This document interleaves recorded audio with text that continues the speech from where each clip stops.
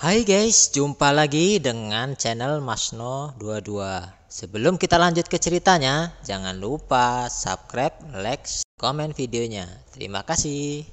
Yang lain melihat naga emas yang diundang untuk berenang di atas kepala Chen Ping, dan mereka semua tercengang.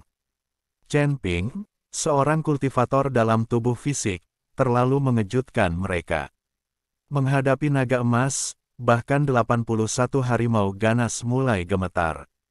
Ini adalah penindasan terhadap darah, dan binatang purba ini tahu lebih jelas seperti apa darah naga emas itu. Naga emas adalah kepala klan naga, dan binatang harimau ini hanyalah raja binatang buas. Sebaliknya, hakim tinggi dan rendah. Melihat 81 harimau yang gemetaran, Gokang mulai mundur dalam hatinya.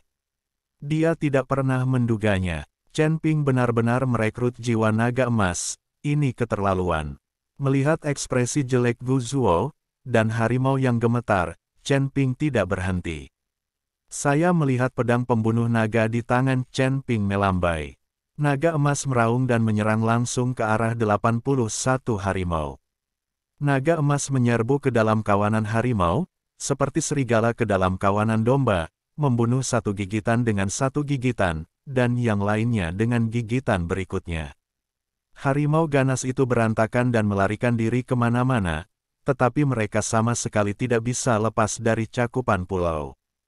Tiba-tiba, harimau-harimau itu dibunuh oleh naga emas satu persatu, dan tombak yang memegang langit jatuh dari udara satu persatu, berubah menjadi tumpukan tulang yang patah. Itu hanya dalam waktu singkat, dan tidak ada satupun dari 81 harimau yang tersisa.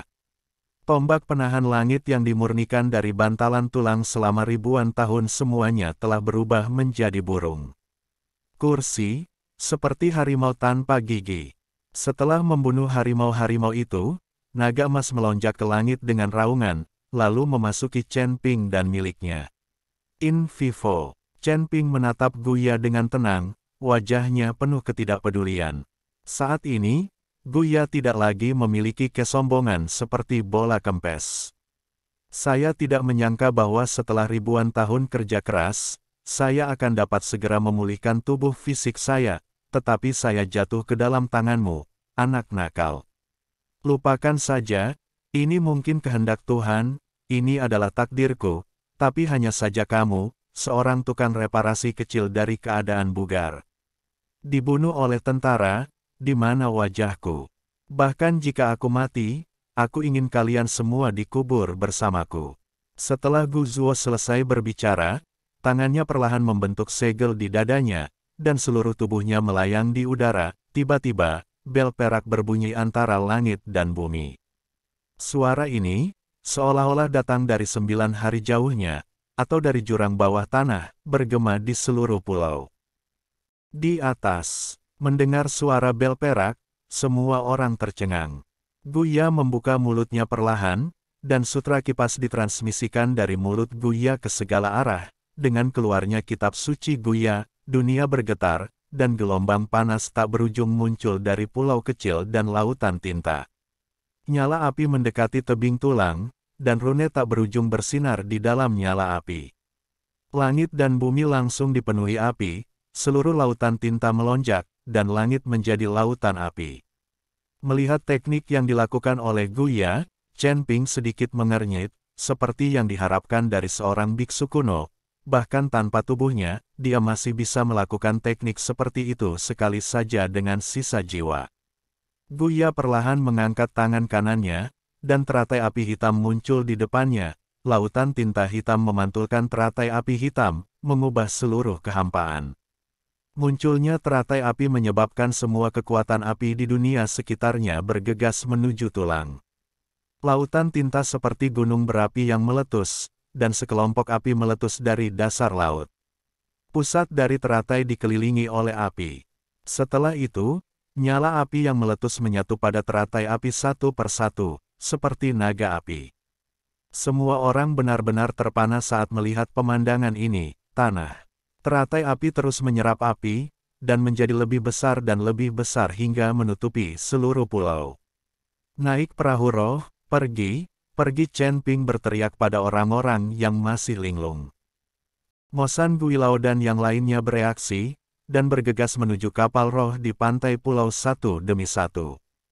Semua orang berebut untuk melompat ke kapal roh. Kemudian perahu roh berlayar menjauh dari pulau dengan kecepatan tercepat, dan berhenti setelah berlari lebih dari 10 mil.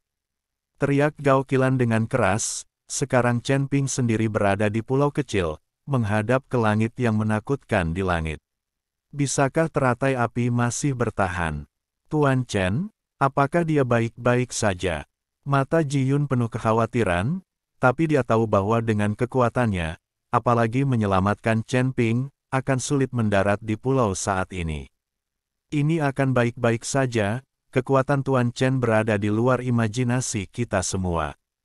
Hantu Gunung Iblis memiliki kepercayaan yang tak tertandingi pada Chen Ping. Karena Chen Ping menyegarkan kognisinya lagi dan lagi. Setelah semua orang meninggalkan pulau, tubuh emas Chen Ping yang tidak bisa dihancurkan bersinar dengan cahaya keemasan paling terang, dan pada saat yang sama, di luar tubuh emas yang tidak bisa dihancurkan, lapisan api membungkus Chen Ping. Di ruang asli Chen Ping, api bintang asli telah menjadi sangat cerah. Chen Ping, ayo ikuti tebing tulang ini untuk melawan api dengan api. Nyala api Guya hanyalah api di tengah bumi, tetapi asal mula api Chen Ping berasal dari api klan. Titik. Jadi dalam hal nyala api Chen Ping bahkan lebih baik. Tapi sekarang Guya memegang postur putus asa, dan dia tidak takut lagi, kalau tidak, dia tidak akan berani mengembang lotus api sedemikian besar.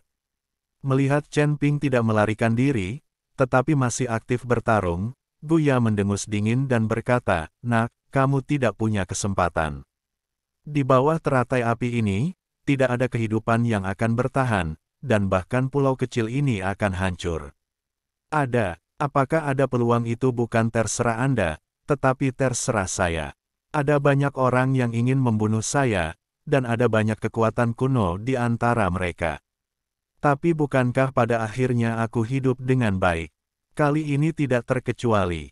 Chen Ping masih berusaha sekuat tenaga untuk memobilisasi sumber api di tubuhnya, mulutnya penuh dengan penghinaan. Guya tidak mengatakan apa-apa, tapi seluruh orang itu tiba-tiba tenggelam. Teratai api besar segera mendesak ke arah pulau. Chen Ping menatap teratai api dengan kedua matanya, dan berdiri tegak, sementara nyanyian naga bergema di tubuhnya. Chen Ping terbakar dengan api di sekujur tubuhnya, tapi nyala api ini seperti nyala api kecil di depan teratai api besar. Tampaknya sangat tidak penting, tetapi Chen Ping tidak bergeming. Teratai api akhirnya jatuh dan menghantam pulau dengan keras. Dengan sosok yang menggelegar, seluruh pulau dilalap lautan api.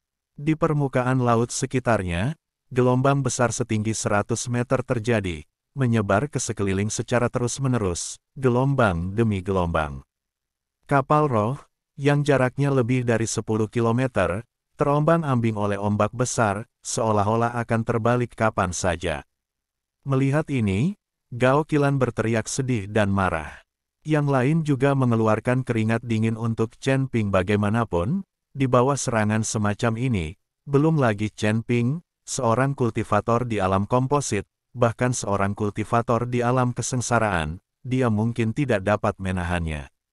Bon Fan memuntahkan seteguk darah, dan seluruh tubuhnya hampir jatuh. Setelah pukulan ini, dia tahu bahwa dia tidak bisa hidup terlalu lama.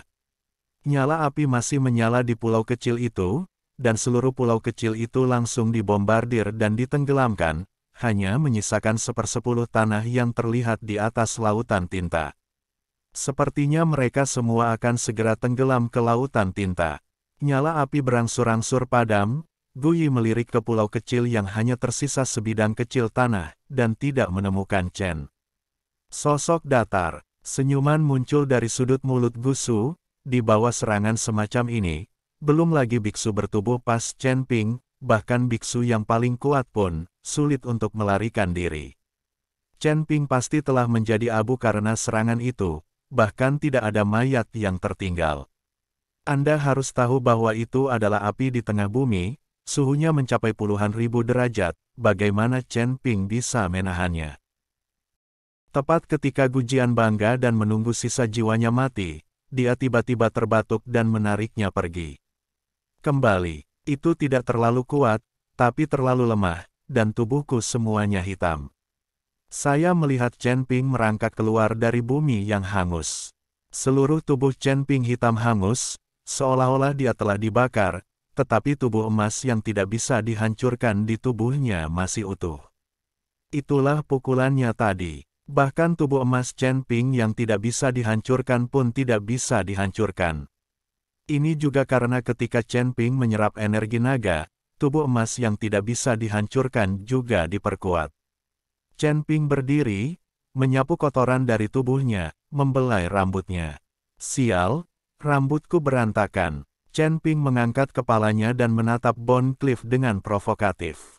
Guya memandang Chen Ping, dia tidak terluka, dia menjadi gila, ini adalah langkah putus asanya. Dialah yang berencana mati bersama. Sekarang Chen Ping tidak terluka, tapi dia sendiri sedang sekarat. Ini namanya apa? Pencuri tulang itu berteriak seperti orang gila. Seorang biksu kuno menjadi gila oleh Ping. Tuan Chen baik-baik saja, dia baik-baik saja. Duo Yun melihat dari kejauhan dan menemukan bahwa Chen Ping baik-baik saja, jadi dia tidak bisa menahan diri untuk tidak berteriak. Prestasi Tuan Chen pasti tidak terbatas di masa depan, kata hantu gunung iblis perlahan. Itu sebabnya semua orang memandang Chen Ping dengan kaget.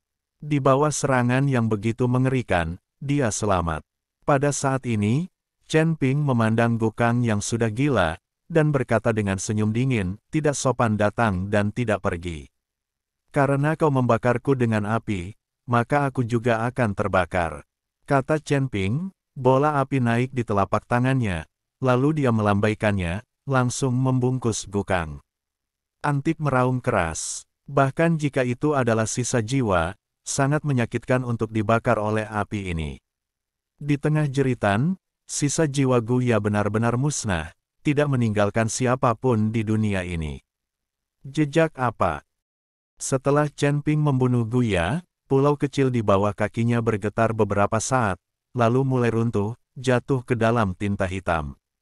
Di laut, Chen Ping melompat dan meraung panjang.